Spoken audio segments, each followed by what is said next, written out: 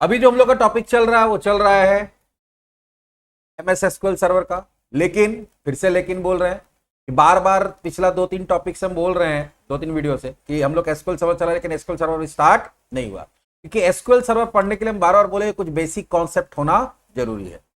तो हम लोग सबसे पहले देखे थे डेटा डीबीएमएस आरडीबीएमएस क्या होता है वो देखे, फिर देखे कि कितने तरह का डेटा मॉडल होता है, फिर डेटाबेस का आर्किटेक्चर कितना तरह का होता है डीबीएमएस का। उसके बाद हम लोग देखे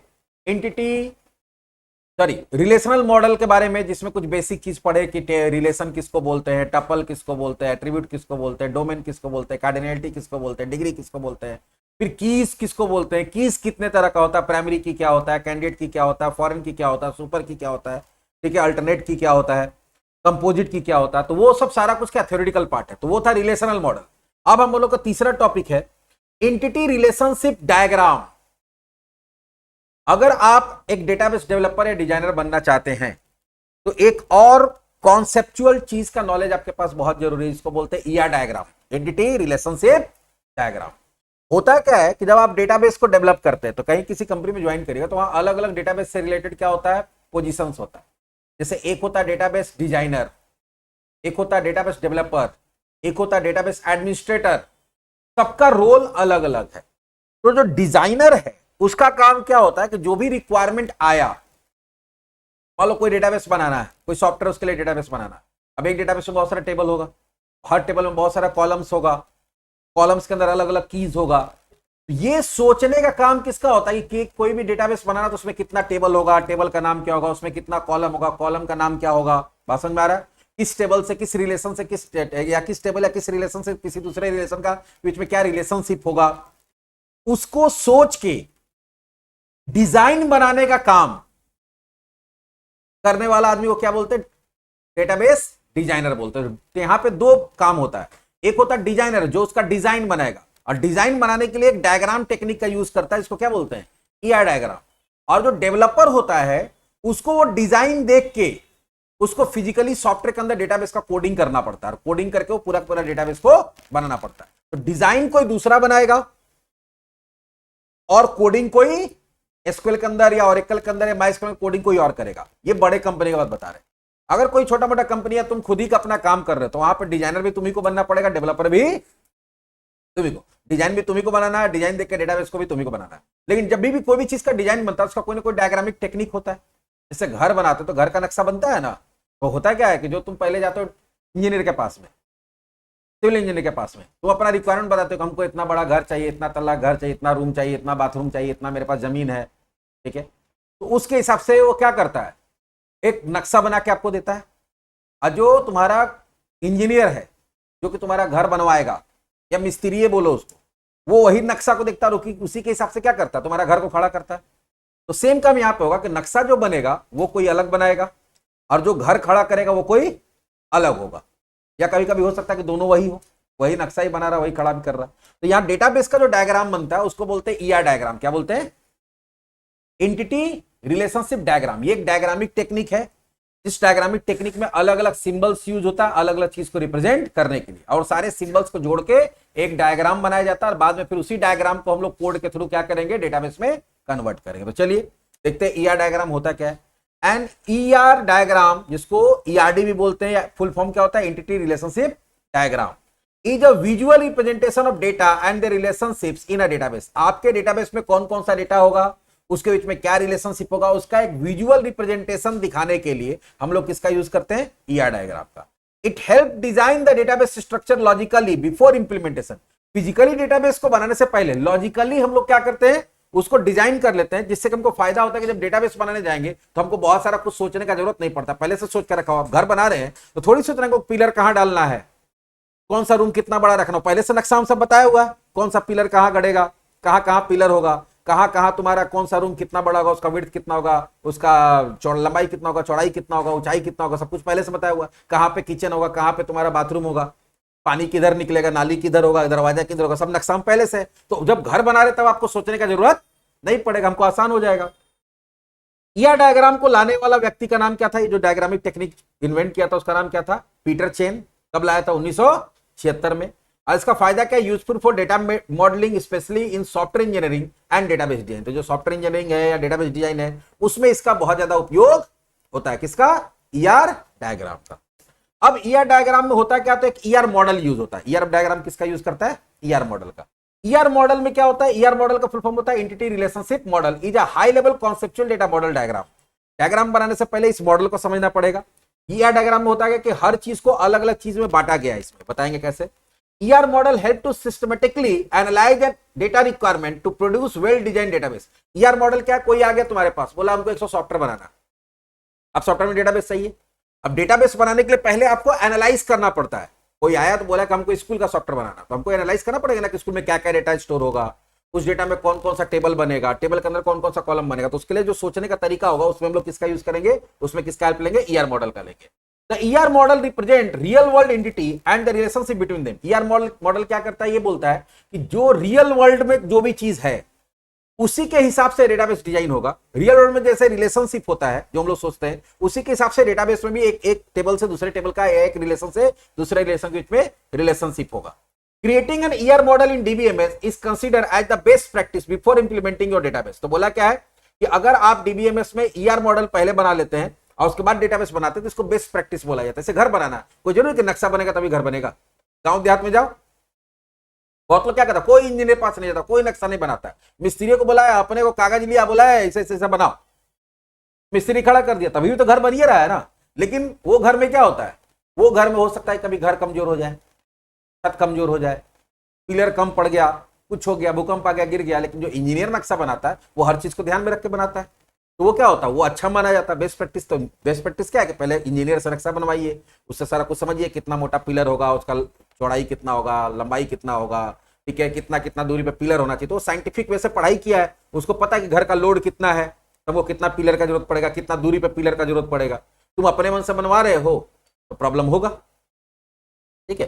तो यहाँ पे वही चीज है, ER modelling help you to analyse data requirement systematically to produce a well designed database. ER model क्या करता है, आपको डेटा का एनालाइज, जो भी रिक्वायरमेंट है, मान लो कि ईआर मॉडल किसमें हेल्प करता है, एनालाइज डेटा रिक्वायरमेंट, जो भी डेटा आपका आ रहा है, जो मान लो कोई आया आपके पास क्लाइंट, तो उसको कैसे सिस्टमेटिकली उससे रिक्वायरमेंट को लिया जाएगा और उसको एनालाइज किया जाएगा कि इसको कैसे हम डेटाबेस में कन्वर्ट कर सकते हैं, इसमें कौन कौन सा टेबल होगा, कौन कौन सा कॉलम होगा, ये सब चीज। तो बेस्ट प्रैक्टिस के लिए इसका यूज होता है। अब ईआर मॉडल में क्या होता है, ईआर मॉडल में अलग अलग कंपोनेंट होता है। कोई भी डेटाबेस बनाना तो पहले वो कंपोनेंट को समझना पड़ता है, और कंपोनेंट जब समझ जाएंगे तो उसी के हिसाब से फिर डेटाबेस का डिजाइन बनेगा। तो ईआर मॉडल में मेनली 3 चीज होता है। मेनली कितना चीज होता है? 3 कंपोनेंट होता है। एक होता है एंटिटी, तो पहले कोई भी आपके पास आएगा डेटाबेस बनाने के लिए तो पहले आपको ये आइडेंटिफाई करना पड़ेगा उसमें कौन कौन सा एंटिटी होगा, ठीक है। दूसरा होगा एट्रीब्यूट, हर एंटिटी का कुछ एट्रीब्यूट होगा, फिर आपको समझना होगा कि वो कौन कौन सा उसमें एट्रीब्यूट होगा, भैया समझाएंगे क्या होता है। और तीसरा कि अगर एक से ज्यादा एंटिटी है तो उसके बीच में अगर रिलेशनशिप होगा या नहीं होगा, और होगा तो किस तरह का रिलेशनशिप होगा।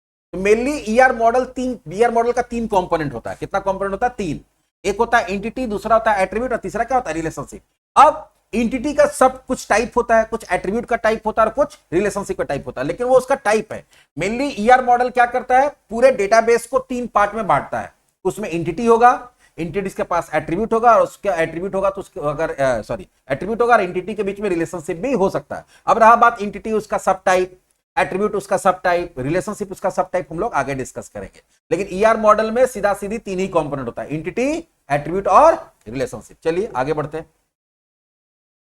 अब यहां पे इसके बारे में बाद में बात करेंगे। सबसे पहले एंटिटी समझते हैं। क्या समझते हैं? एंटिटी किसको बोलते हैं? An entity may be an any object, class, person और place. In ER diagram an entity can be represented as the rectangle. देखो कोई भी डेटाबेस जब बनेगा तो एंटिटी किसको बोला जाएगा? जिसके बारे में डेटा आप स्टोर कर रहे हैं। जैसे अगर आप किसी स्कूल का डेटाबेस बना रहे हैं तो उसमें किसका डेटा स्टोर करिएगा? पहले स्कूल का डेटा स्टोर करिएगा, तो पहला एंटिटी क्या हो गया?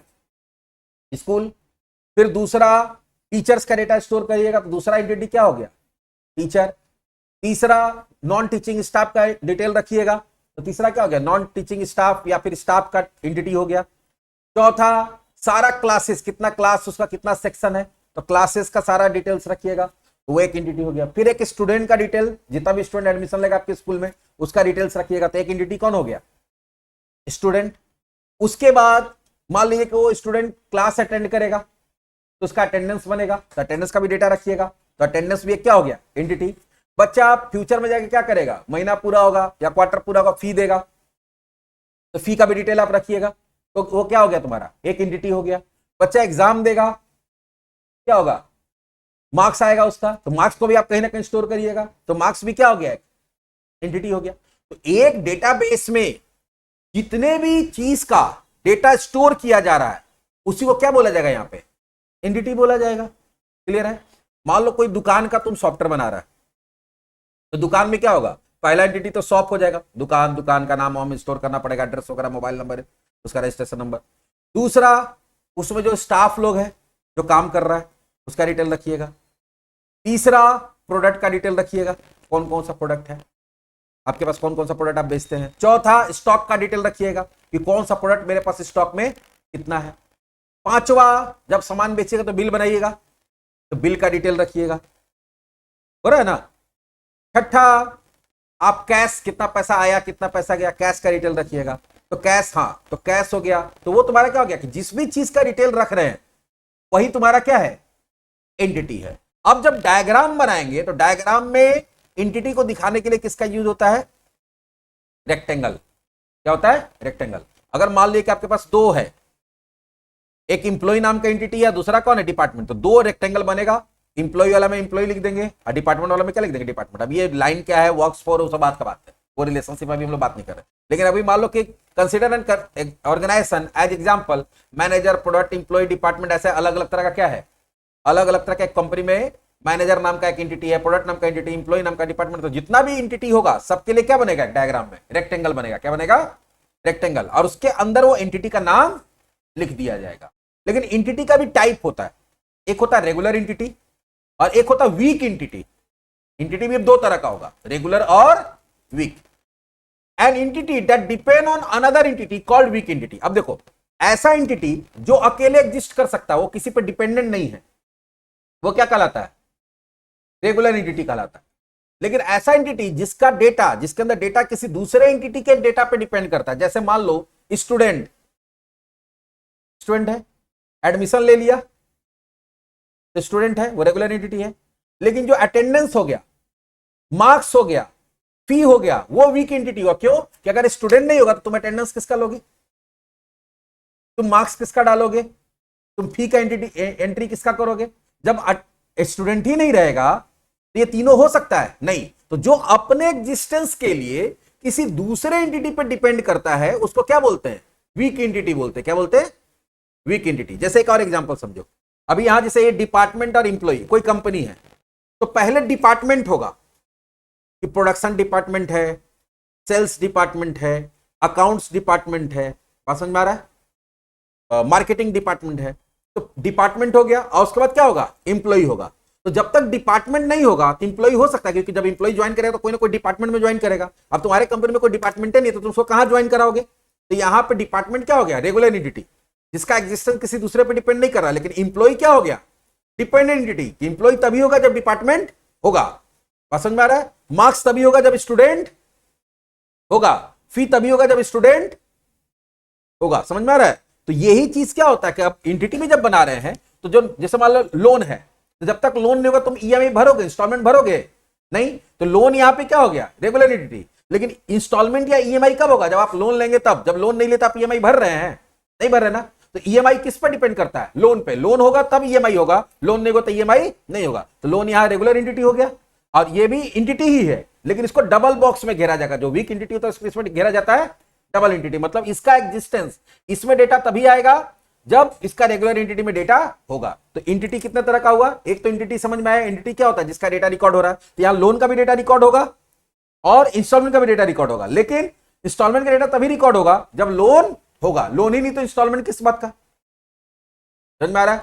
तुम्हारे पास बाइक नहीं है और तुम्हारे पास फोन आ रहा, सर अपना बाइक का इंश्योरेंस करा लीजिए, तुम उसको गाली दोगे कि नहीं दोगे।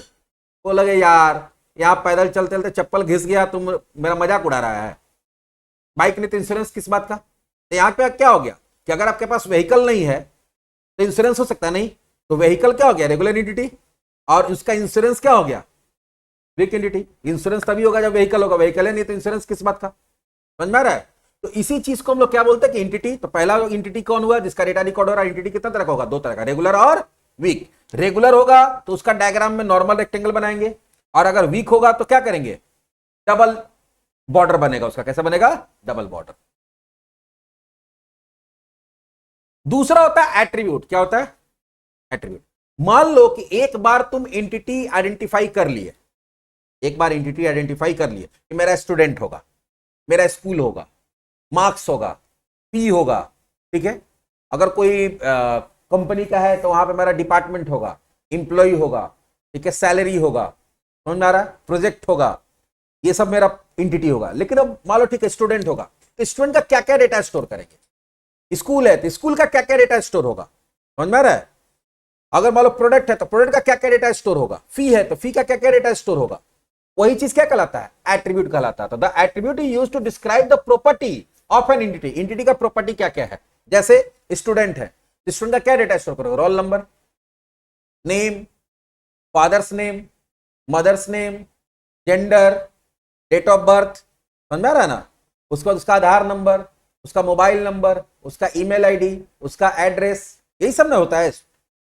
ये क्या हो गया, ये जितना भी चीज बताए वो किसका एट्रीब्यूट हो गया, स्टूडेंट का हो गया। तो जो स्टूडेंट एंटिटी बनेगा डायग्राम में, अब उसका जितना भी एट्रीब्यूट होगा उस स्टूडेंट से एक लाइन खींचेंगे और ये एलिप्स बनता है। क्या बनता है, एलिप्स, अंडाकार। एट्रीब्यूट को दिखाने के लिए किसका यूज करते हैं, एलिप्स का। और उसमें उसका एट्रीब्यूट का, तो स्टूडेंट का ID, phone number, name, age, date of birth, Aadhaar number, जितना भी एट्रीब्यूट है, हर एट्रीब्यूट को एलिप्स में लिख के उसको कनेक्ट करना पड़ेगा लाइन से, किससे, उसका एंटिटी से। दूसरा एंटिटी हो गया स्कूल। स्कूल का एट्रीब्यूट क्या होगा, तो पहले होगा स्कूल का नेम, ठीक है। फिर बोर्ड जहां से रिकॉग्नाइज्ड हुआ, रिकॉग्नाइज्ड बोर्ड आईसीएसई है, सीबीएसई है, स्टेट बोर्ड है। फिर क्या होगा, उसका रजिस्ट्रेशन नंबर स्कूल का। फिर क्या होगा, अभी यूडाइस नंबर आता है, यूडाइस नंबर हो सकता है। फिर क्या होगा, स्कूल का एड्रेस, स्कूल का मोबाइल नंबर, स्कूल का एस्टेब्लिशमेंट ईयर, कौन से साल में वो खुला था, समझ में आ रहा है। फिर उसका ईमेल आईडी हो सकता है, समझ में आ रहा है। फिर उसमें हो सकता है तुम्हारा स्कूल का फोन नंबर हो सकता है। तो ये सब क्या हो गया, स्कूल जो तुम्हारा एंटिटी है उसका एट्रीब्यूट हो सकता है। अब बात करते हैं क्लास का। तो क्लास में क्या हो सकता है, क्लास का कोड हो सकता है या जो भी है। उसके बाद क्लास का नेम हो सकता है, क्लास 1 2 3 4 जो भी है। उसका सेक्शन हो सकता है कि 1 का ए, 1 का बी। उसका क्लास टीचर नेम, उसका क्लास टीचर कौन है, ठीक है, हो सकता है ना। फिर बिल्डिंग नेम हो सकता है, 2-3 बिल्डिंग है तो कौन से बिल्डिंग में वो क्लास है, होता है ना, बड़ा बड़ा स्कूल का 2-3 बिल्डिंग रहता है, तो वो कौन सा क्लास कौन सा बिल्डिंग में है, तो वो हो सकता है। अब मान लो कि अटेंडेंस है, अटेंडेंस का क्या क्या एट्रीब्यूट हो सकता है। तो पहला होगा डेट, किस डेट का अटेंडेंस मार रहे हैं। दूसरा हो जाएगा स्टूडेंट का रोल नंबर, किस स्टूडेंट का अटेंडेंस है उस डेट को, उस स्टूडेंट का। फिर उसका एब्सेंट या प्रेजेंट वो हो सकता है। फिर हो सकता है उसको अटेंडेंस को मार कौन रहा है, टीचर, उस टीचर का नाम हो सकता है जो अटेंडेंस मार रहा है वहां पे। तो क्या हो गया, अटेंडेंस का हो गया। तो ऐसे हर एंटिटी का जो डिटेल्स स्टोर करते हैं, जैसे सिंपल सी बात हम लोग ऑब्जेक्ट ओरिएंटेड प्रोग्रामिंग सीसा पढ़े ना, तो जो क्लास है वो यहाँ एंटिटी हो गया, और क्लास के अंदर जो वेरिएबल्स एट्रीब्यूट्स होता था वही यहाँ पे क्या हो गया, यहाँ एट्रीब्यूट हो गया। जो डेटा स्टोर हो रहा है उस क्लास के बारे में, उस एंटिटी के बारे में जो डेटा स्टोर करना है, समझ में आ रहा है। प्रोडक्ट है, प्रोडक्ट नाम का एंटिटी है, तो प्रोडक्ट का क्या डेटा होगा, प्रोडक्ट का आईडी, प्रोडक्ट का नेम, प्रोडक्ट का प्राइस, प्रोडक्ट का मान लो कलर, प्रोडक्ट का वेट, ये सब हो सकता है, एमआरपी, जीएसटी उस पर कितना है, ये सब तुम्हारा क्या हो गया, वो उसका एट्रीब्यूट हो सकता है। और एट्रीब्यूट दिखाने के लिए क्या करना पड़ता है, जो भी एंटिटी है, एंटिटी बनाएंगे जैसे स्टूडेंट एंटिटी, और उसका सारा एट्रीब्यूट को एलिप्स के अंदर लिख के लाइन से।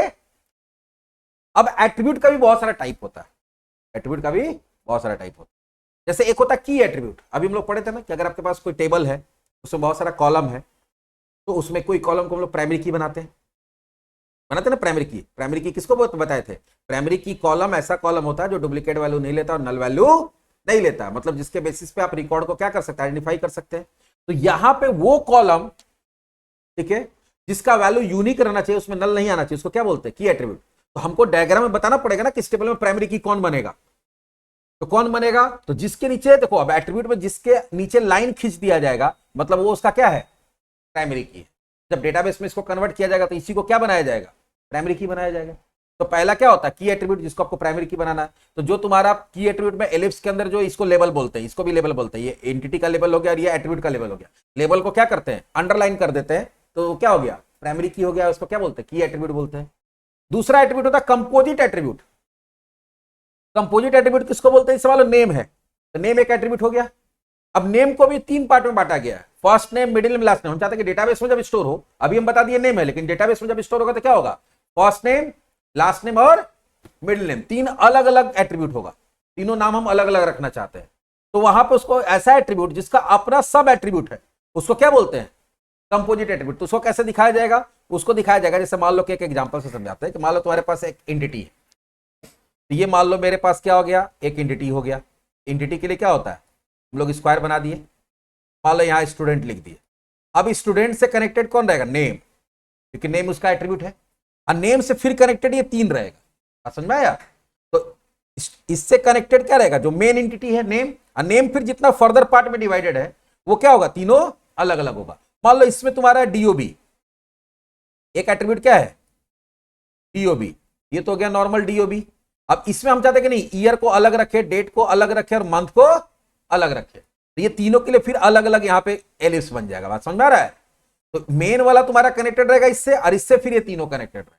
इससे पता चलेगा डेट ऑफ बर्थ में ईयर अलग रखना, मंथ अलग रखना, डेट अलग रखना। समझ में आ रहा है। तो इस तरह का एट्रीब्यूट जिसका अपना सब पार्ट होता है, इसको क्या बोलते हैं, कंपोजिट एट्रीब्यूट बोलते हैं।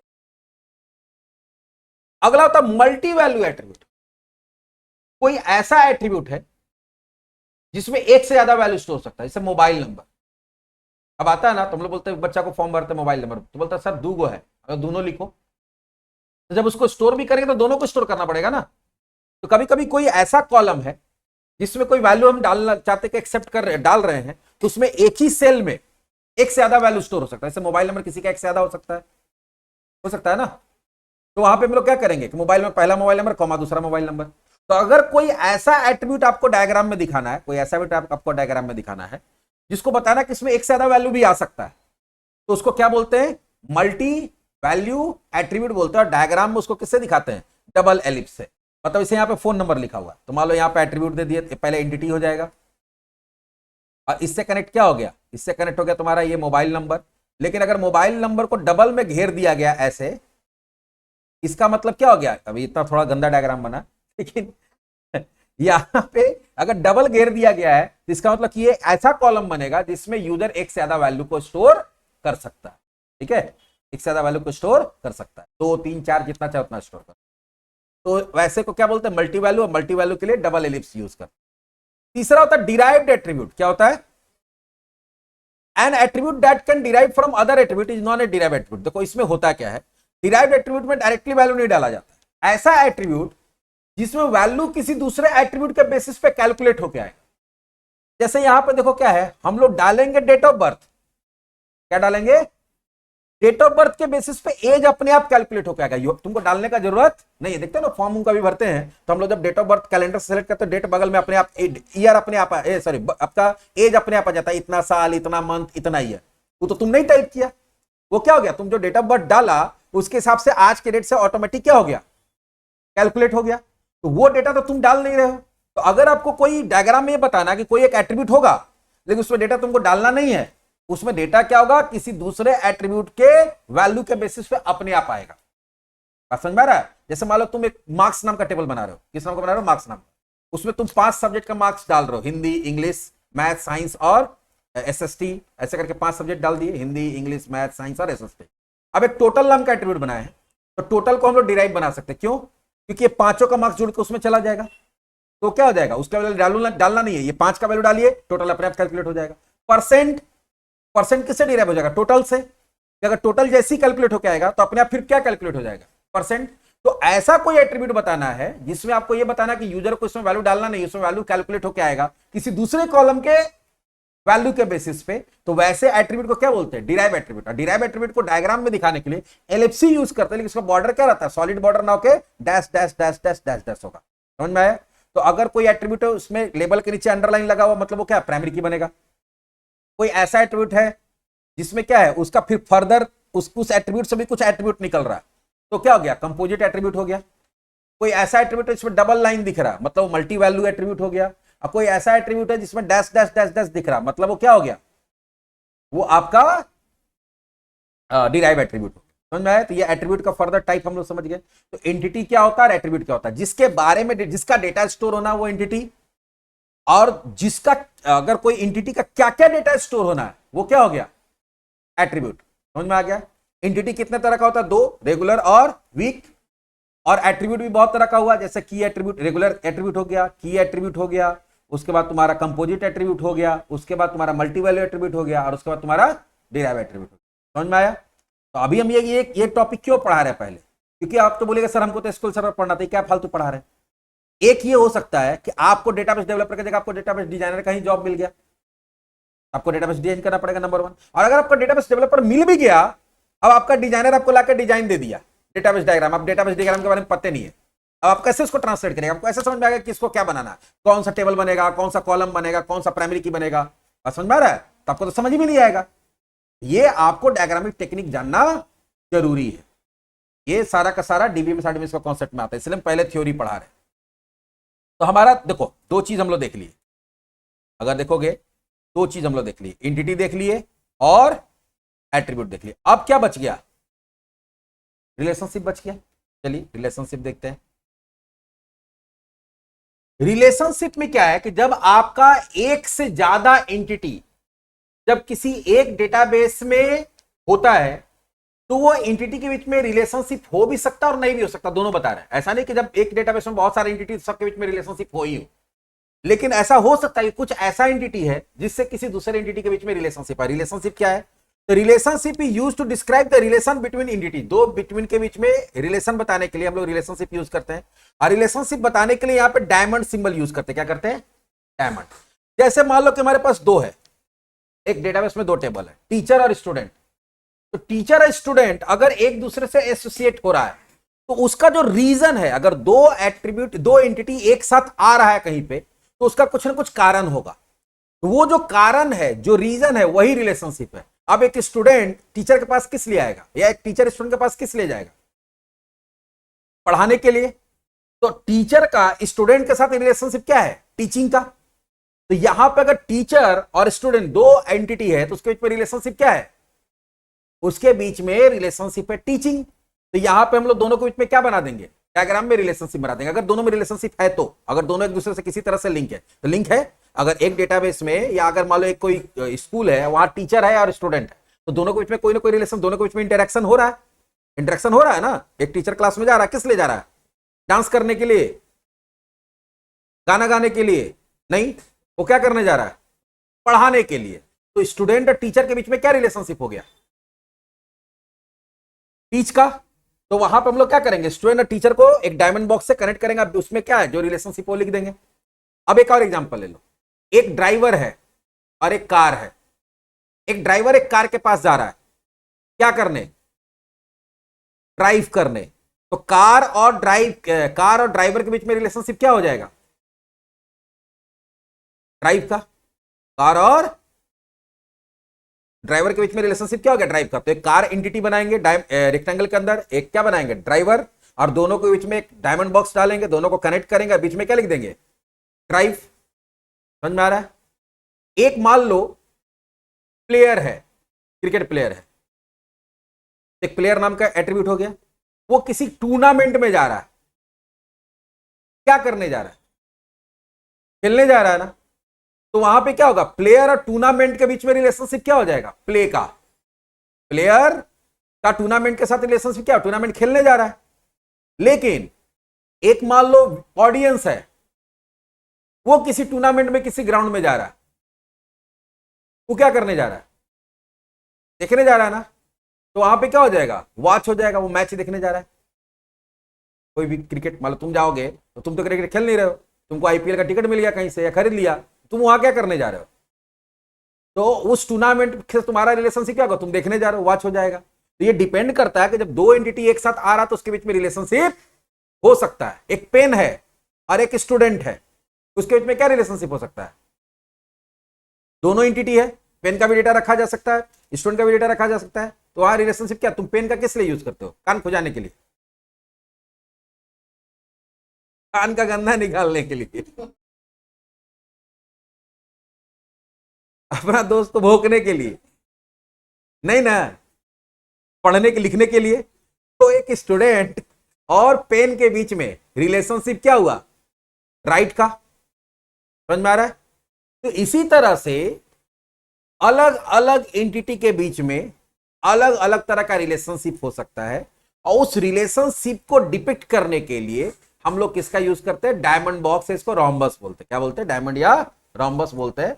और उसके अंदर जो रिलेशनशिप है, जो पर्पस है दोनों को मिलने का, वो उसको लिख दिया जाता है, उसको रिलेशनशिप का लेबल बोला जाता है। तो ये हो गया तुम्हारा एंटिटी का लेबल, ये हो गया रिलेशनशिप का लेबल, और ये भी एंटिटी का लेबल हो गया। इसी तरह से मान लो टीचर है या स्टूडेंट है, अब इसका कोई क्या होगा, एट्रीब्यूट होगा। यहीं पे क्या करना पड़ेगा, इसका एट्रीब्यूट ऐसे बता देना पड़ेगा सारा, और उसके अंदर एट्रीब्यूट का लेबल लिख देना होगा। समझ में आ रहा है। इसी तरह से क्या होगा, वो कंप्लीट होते चला जाएगा तुम्हारा डायग्राम। तो ये हो गया हमारा रिलेशनशिप। लेकिन अब रिलेशनशिप का भी टाइप होता है, रिलेशनशिप का भी टाइप होता है। रिलेशनशिप का क्या टाइप होगा, अल्टीमेटली क्या होगा, एंटिटी जो होगा वो टेबल में बदलता है। किसमें बदलता है, टेबल में। जितना एंटिटी होगा एक डेटाबेस में उतना टेबल बनेगा। हर एंटिटी के लिए क्या बनता है, टेबल बनता है। और हर एंटिटी का जो एट्रीब्यूट है उसका कॉलम बनेगा। क्या बनेगा, कॉलम। तो अब बात है कि जब तुम्हारा टेबल बनेगा तो टेबल में डेटा जाएगा। तो जब दो एंटिटी के बीच में रिलेशनशिप है तो रिलेशनशिप का भी टाइप होता है। रिलेशनशिप का टाइप क्या होता है, चलो देखते हैं। तो रिलेशनशिप का टाइप होता है, देखो यहां पे बताया हुआ है, 1 to 1, 1 to many, many to 1 और many to many। अब ये किस पे डिपेंड करता है, ये डिपेंड करता है कि जो मेरा डेटा है, तो अगर किसी एक एंटिटी का डेटा अगर दो टेबल में स्टोर हो रहा है तो कितना बार स्टोर हो रहा है। अगर दोनों टेबल में एक ही बार स्टोर हो रहा है, कितना बार हो रहा है, एक ही बार, तो उसको क्या बोलते हैं, 1 to 1। जैसे 1 female married to 1 man, 1 man married to 1 female. एक महिला जो है एक पुरुष के साथ शादी करती है और एक पुरुष एक महिला के साथ शादी करते हैं, जनरल केस में।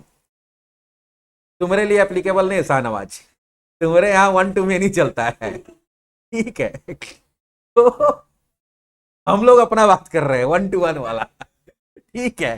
शाहनवाज सोच रहा है कि क्या बोल रहे हैं सर, ये तो बहुत बहुत बड़ा दिक्कत वाला बात बोल रहे हैं, ठीक है। तो जनरली हम लोग का जो हिंदू मैरिज लॉ है उसमें क्या है, एक महिला किसी एक पुरुष से शादी कर सकता है, एक पुरुष किसी एक महिला से शादी कर सकता है। तो यहां रिलेशनशिप क्या हो गया, 1 to 1। छोड़ दो शादी ब्याह वाला मामला, कंट्रोवर्शियल हो जाएगा, ठीक है। आते आगे, एक बार का बात करते हैं। एक बार का, एक बार में एक ड्राइवर कितने कार को ड्राइव कर सकता है, एक। और एक कार को कितना ड्राइवर चाहिए ड्राइव करने के लिए, एक। तो कार में भी एक हुआ और ड्राइवर में भी क्या हो गया, एक हुआ। समझ में आया। तो वहां क्या हो गया, 1 to 1। तो कभी कोई ऐसा टेबल है जिसमें किसी इंटी, जैसे मान लो कि मेरा एक एग्जांपल देते हैं कि मेरा स्टूडेंट का डिटेल रखना है, स्टूडेंट का डिटेल रखना है। अब एक स्टूडेंट का पर्सनल डिटेल स्टूडेंट नाम का टेबल में है और उसका कॉन्टैक्ट डिटेल कॉन्टैक्ट नाम का टेबल में। तो पर्सनल डिटेल में क्या होगा, उसका स्टूडेंट का स्टूडेंट आईडी, उसका name, father's name, mother's name, gender, Aadhaar number, ये पर्सनल डिटेल हो गया। कॉन्टैक्ट डिटेल क्या हो सकता है उसका, उसका मोबाइल नंबर, उसका एड्रेस, उसका ईमेल आईडी, ये क्या हो सकता है उसका, ये उसका कॉन्टैक्ट डिटेल हो सकता है। तो अब देखो तुम कहीं एडमिशन लोगे तो वहां पे क्या होगा, स्टूडेंट वाला टेबल में भी तुम्हारा एक ही बार एंट्री होगा। अब तुम्हारा एक ही कॉन्टैक्ट होगा ना, एक ही एड्रेस, एक ही मोबाइल, तो कॉन्टैक्ट वाला में भी कितना बार एंट्री होगा, रिकॉर्ड एक ही होगा। कॉन्टैक्ट वाला में भी क्या होगा, एक ही होगा। जैसे अगर हम इसको एक्सेल से समझाएं, समझाने के लिए भी तो डेटाबेस हम लोग नहीं पढ़े, लेकिन अगर इसको यहां से समझाया जाए तो मान लो हमारे पास दो टेबल है, हमारे पास दो टेबल है। एक टेबल है स्टूडेंट टेबल, क्या है स्टूडेंट, उसमें क्या है, STUID है, नेम है, जेंडर है, डेट ऑफ बर्थ है, और तो इतना ही रखते हैं। ये मेरा कौन सा टेबल हो गया, स्टूडेंट टेबल हो गया। ये मेरा हो गया स्टूडेंट टेबल।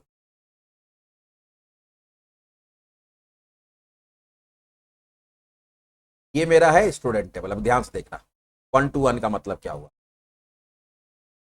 थोड़ा इसको जूम करते हैं। और दूसरा बना रहे कॉन्टेक्ट टेबल, जिसमें देंगे स्टूडेंट आईडी, किस स्टूडेंट का हम यहां पे रख रहे हैं, फिर हो जाएगा उसका मान लो मोबाइल नंबर, ईमेल आईडी और एड्रेस। ये मेरा कौन सा टेबल हो गया, कॉन्टेक्ट टेबल।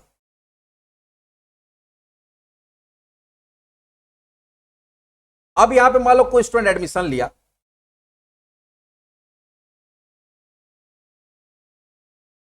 तो उसका स्टूडेंट आईडी दिया S001, नाम है आकाश कुमार, जेंडर है मेल, डेट ऑफ बर्थ है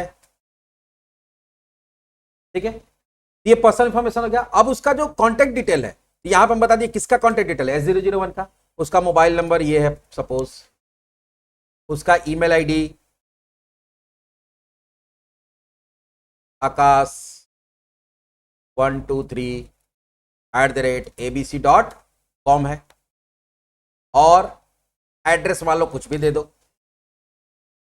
पटना बिहार। तो यहां पे देखो क्या हुआ, दोनों टेबल में उसका, इस S001 का स्टूडेंट टेबल में कितना डिटेल है, एक ही रिकॉर्ड है ना, और इधर भी कितना रिकॉर्ड है, एक ही है। तो दोनों में जब एक एक ही रिकॉर्ड ही जा सकता है, एक से ज्यादा रिकॉर्ड ना इसमें जा सकता है ना इसमें जा सकता है, तो उसको क्या बोलते हैं हम लोग, उसको बोलते हैं 1-to-1 रिलेशनशिप। दोनों टेबल में उसका एक ही रिकॉर्ड एग्जिस्ट करेगा। बात समझ में आ रहा है? तो जब दो टेबल के बीच में रिलेशनशिप है और दोनों टेबल में एक एक रिकॉर्ड ही दोनों का है और एक से ज्यादा नहीं हो सकता है, तो वैसे रिलेशनशिप को क्या बोलते हैं, 1-to-1। समझ में आया? तो वहां पे 1-to-1 जो होगा, तो देखो रिलेशनशिप के लिए तो बता दिए, लेकिन यहां पे अगर 1-to-1 है तो दोनों तरफ क्या लिखना है, 1 और 1 लिखना। क्या लिखना, 1 और 1। तो जब रिलेशनशिप बता देंगे तो साथ साथ ये भी बताना पड़ता है कि 1-to-1 है, 1-to-many है, या many-to-1 है, या many-to-many है। तो अगर 1-to-1 है तो जहां 1 आएगा वहां 1 लिखना होगा, और जहां many आएगा वहां M या N लिखते हैं, कैपिटल M या कैपिटल N। M भी लिख सकते हो, और अभी पहले M लिखते थे हम लोग जब पढ़ते थे, अभी देखते हैं रिसेंट अब क्या हो गया है, सब लोग N लिखता है, N। दूसरा 1-to-many क्या है, 1-to-many।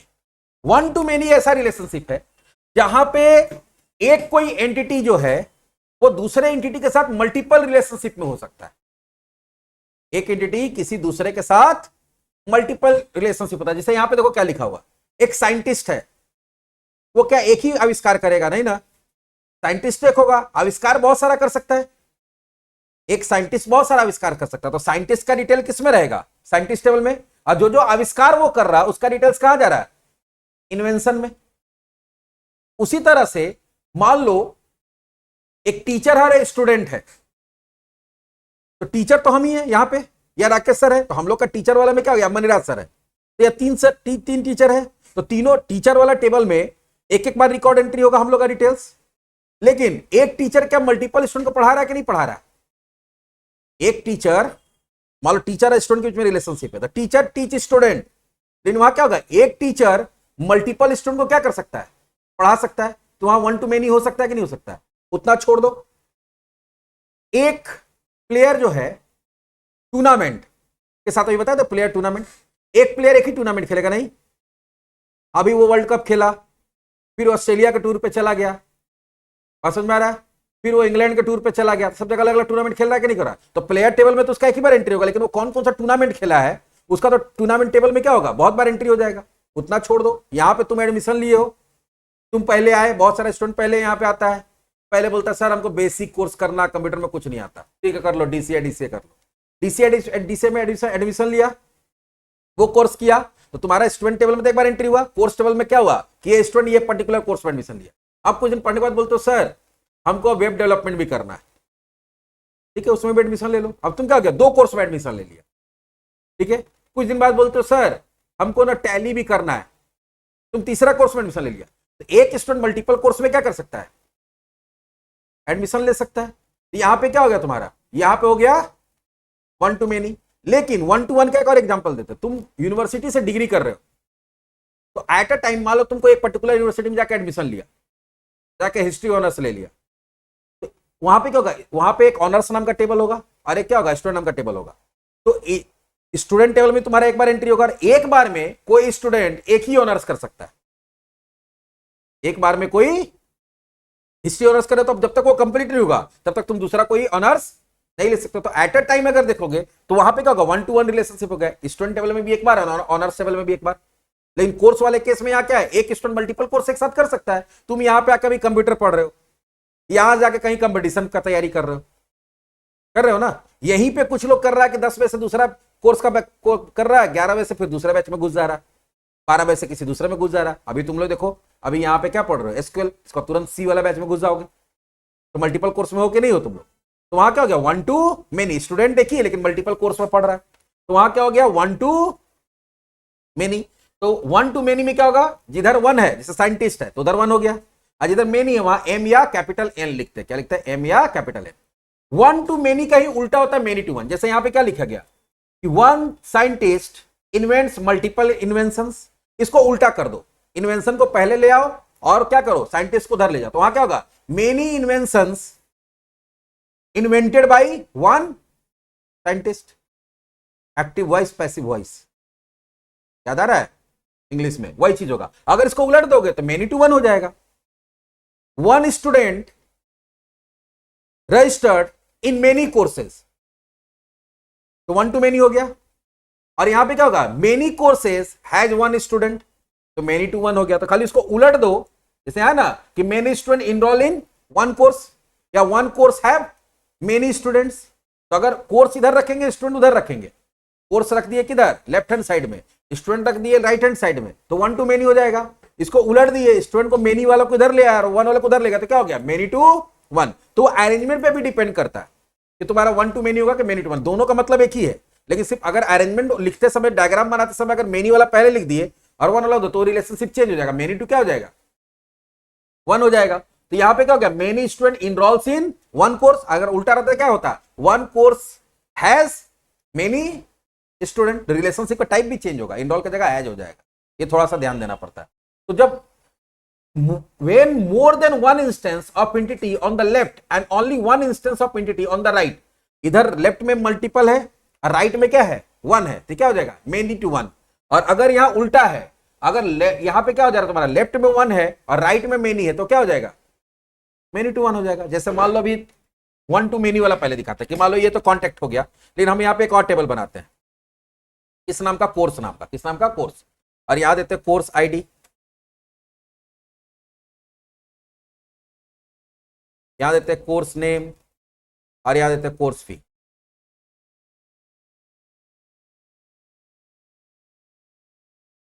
URSE, course fee. ये कौन सा टेबल हो गया, कोर्स टेबल हो गया। अब अगर ध्यान से देखोगे,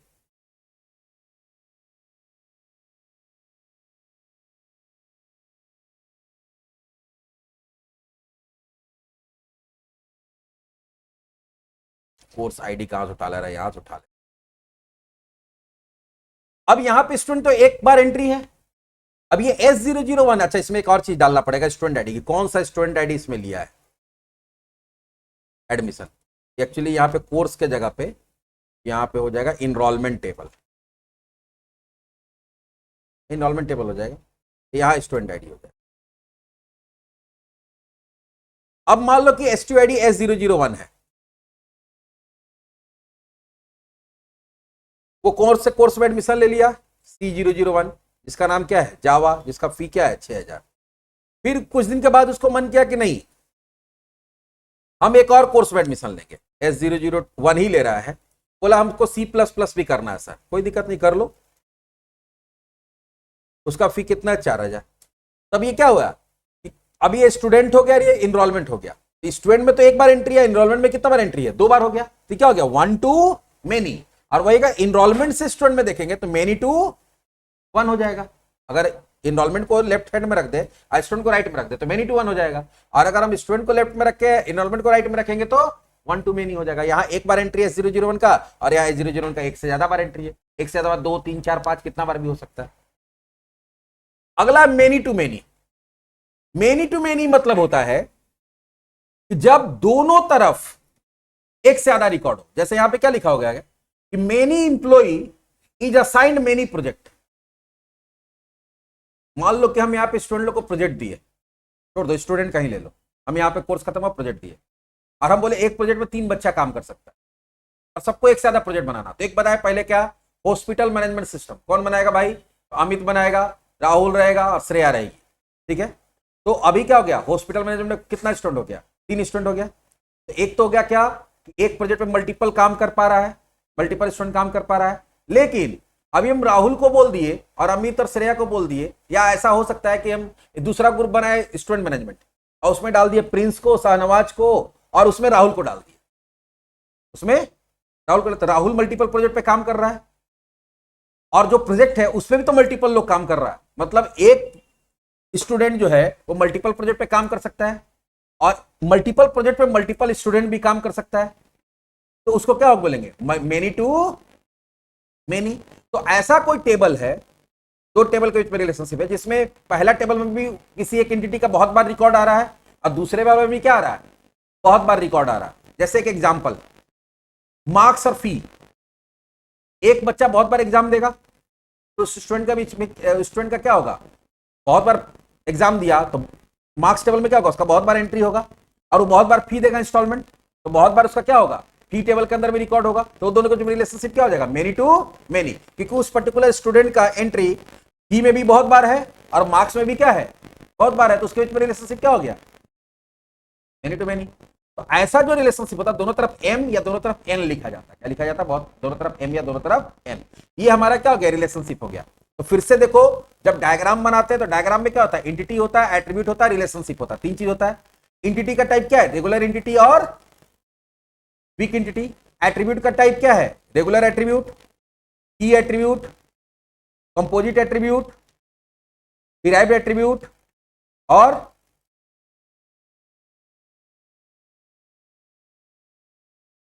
ये तो बता दिए, की हुआ, कंपोजिट हुआ, डिराइव्ड हुआ और एक मल्टी वैल्यू एट्रीब्यूट होता है। ठीक है, और रिलेशनशिप दो एंटिटी के बीच में क्या हो सकता है, one to one, one to many, many to one और मेनी टू मेनी। एकदम थ्योरेटिकल कॉन्सेप्ट है। देखो, अगर हम जब रिवाइज किए तो मात्र 20 सेकंड लगा है। ये 20 सेकंड का चीज तुमको याद करना है, ज्यादा याद नहीं करना है कि भाई कंपोनेंट ऑफ ईआर डायग्राम क्या होता है, एंटिटी, एट्रीब्यूट और रिलेशनशिप। एंटिटी का टाइप रेगुलर, वीक, एट्रीब्यूट का type regular, key, composite, multi value और डिराइव। और रिलेशनशिप का type one to one, one to many, many to one, many to many. बात खत्म, 20-25 सेकंड में काम खत्म हो गया पूरा ये डायग्राम का। बनाने के लिए अब देखो क्या होता है, अगर आप डायग्राम बना रहे हैं तो एंटिटी को दिखाने के लिए रेक्टेंगल, वीक एंटिटी को दिखाने के लिए डबल रेक्टेंगल। ठीक है, एट्रीब्यूट को दिखाने के लिए एलिप्स। अगर तुम्हारा रेगुलर एट्रीब्यूट है तो, अगर तुम्हारा प्राइमरी एट्रीब्यूट सॉरी की एट्रीब्यूट है तो जो नॉर्मल एट्रीब्यूट होता है उसी तरह से बनेगा, बस लेवल के नीचे अंडरलाइन हो जाएगा। अगर तुम्हारा क्या है कंपोजिट एट्रीब्यूट होता है, एक एट्रीब्यूट से फिर मल्टीपल एट्रीब्यूट निकाल देंगे। अगर तुम्हारा क्या है मल्टी वैल्यू है तो डबल एलिप्स दे देंगे। और अगर तुम्हारा डिराइव्ड है तो जो उसका बॉर्डर होगा एलिप्स का वो डैश डैश हो जाएगा। रिलेशनशिप है तो वन टू वन है तो दोनों तरफ वन वन लिख देंगे, वन टू मेनी है तो एक तरफ वन दूसरे तरफ एम या एन लिख देंगे। अगर मेनी टू वन है तो पहला एम और दूसरा वन हो जाएगा, और मेनी टू मेनी है तो एम एम हो जाएगा। और तो कुछ है नहीं। चलिए देख लीजिए एग्जांपल एक डेटाबेस डायग्राम का। यहां पे तुम देखो कि यहां पे क्या है, तुम्हारा डिपार्टमेंट है और डिपार्टमेंट में क्या है, तीन एट्रीब्यूट है। टी नंबर प्राइमरी है, टी नेम। अब यहां हो सकता है देखो दोनों में की है। अब कभी कभी ऐसा होता है कि हमारे पास बोले थे ना कि कोई भी ऐसा एट्रीब्यूट नहीं है जो प्राइमरी की बन सकता है, सबके अंदर डुप्लीकेट वैल्यू। तो दो कॉलम मिला के क्या करना पड़ता है, दो या तीन कॉलम मिला के कंपोजिट की बनाना पड़ता है। तो इसमें कंपोजिट की बन रहा है। लोकेशन क्या है तुम्हारा, मल्टी वैल्यू है। लोकेशन क्या है, मल्टी वैल्यू एट्रीब्यूट है। डिपार्टमेंट को कंट्रोल, डिपार्टमेंट कंट्रोल कर रहा है किसको, प्रोजेक्ट को। तो एक डिपार्टमेंट मल्टीपल प्रोजेक्ट को कंट्रोल कर सकता है, इसलिए वन टू मेनी है, वन और मेनी। एक डिपार्टमेंट मल्टीपल प्रोजेक्ट को कंट्रोल कर सकता है। यहां पे P name, P number, location.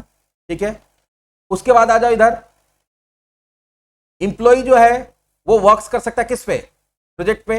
Employee manage कर सकता है डिपार्टमेंट को। इंप्लॉय वर्क फॉर किसके लिए हो सकता है, डिपार्टमेंट। देखो रिलेशनशिप हो गया। अब यहां पे देखो क्या, इंप्लॉय केयर फॉर डिपार्टमेंट। तो देखो अलग अलग है, सबके अंदर सबका क्या दिया हुआ है, एट्रीब्यूट दिया हुआ है।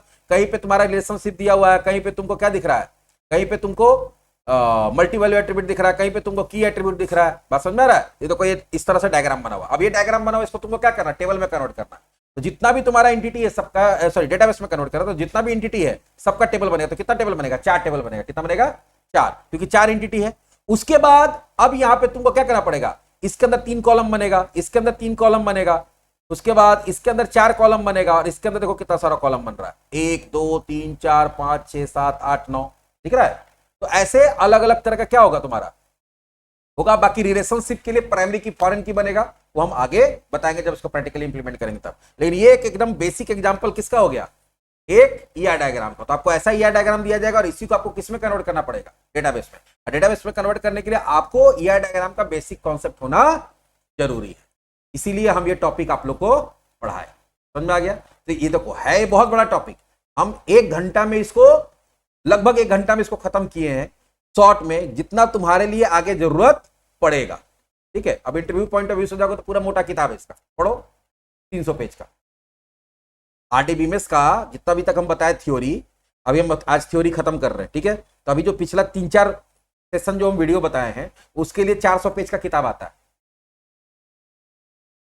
समझ रहे हो। रिलेशनल डेटा, जो रिलेशनल मॉडल हो गया, ईआर मॉडल हो गया, ये सब चीज के लिए पूरा का पूरा 400 पेज का। अब इसी में जाओगे आगे आगे तो नॉर्मलाइजेशन डिनॉर्मलाइजेशन का कॉन्सेप्ट होता है, वो पढ़ना पड़ता है। तो बहुत सारा इसका कॉन्सेप्ट है, लेकिन बेसिक जानकारी जितना होना चाहिए हम इसमें बता दिए, ठीक है। अब फाइनली हम लोग क्या स्टार्ट करेंगे अगले सेशन से, एसक्यूएल सर्वर, ठीक है, जहां पर हम लोग अब फाइनली कोडिंग करना शुरू करेंगे। चलिए मिलते हैं नेक्स्ट सेशन में।